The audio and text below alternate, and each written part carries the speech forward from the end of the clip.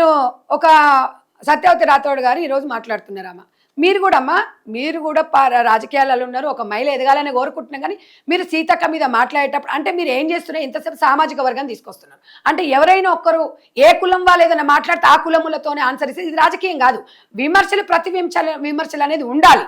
కానీ మీరు ఒక్కసారి మీరు కూడా ఆలోచించండి. మరి మీ గతంలో మీ కేసీఆర్ గారు కూతురు మరి అవినీతి చేసిందని చెప్పి మీరు బయటకు పంపించినామని చెప్పారు. మా అవినీతి గురించి మరి మీరు ఎందుకు మాట్లాడట్లేదు? ఇవాళ సీతక్క గారి గురించి క్లారిటీగా మీరు ఇంత క్లియర్గా చెప్తున్నారు కదా. మీరు ఇంత నేను ఇవాళ ఆధారాలతో సహా వచ్చిన, మీ దగ్గర ఆధారాలు అంటే బయట పెట్టమని చెప్తున్నారు కదా, మేము కాదని అనట్లేదు కదా. మరి ఓపెన్ ఇప్పుడు ఇది అందులో కూడా ఎట్లా తమ్ముడు అంటే ఇది టెండర్ సిస్టమ్ కూడా కేంద్ర పరిధిలోనే జరిగింది. ఇది దాంట్లో అవకాశం ఎక్కడుంది ఇక్కడ డబ్బులు తీసుకోవడానికి? ఇవాళ నేను ఒకటే చెప్తున్నా, నిజంగా మీకు దమ్ము ధైర్యం కలేజా ఉన్నోడు మరి సీతక్క మీద 100 కోట్లు ఖర్చు పెట్టి ఎందుకు గెలవలేదు? ఇవాళ గిరిజన బిడ్డని ఎందుకు కల్పించుకున్నారు? ఆమె చేసే సేవలు ఇవన్నీ కూడా ఇవాళ ఆమె మీద ఆరోపణలు చేసుకుంటా ఇష్టం వచ్చినట్టుగా అంటే నోటికి ఏదొస్తుంది మాట్లాడతారా? గతంలో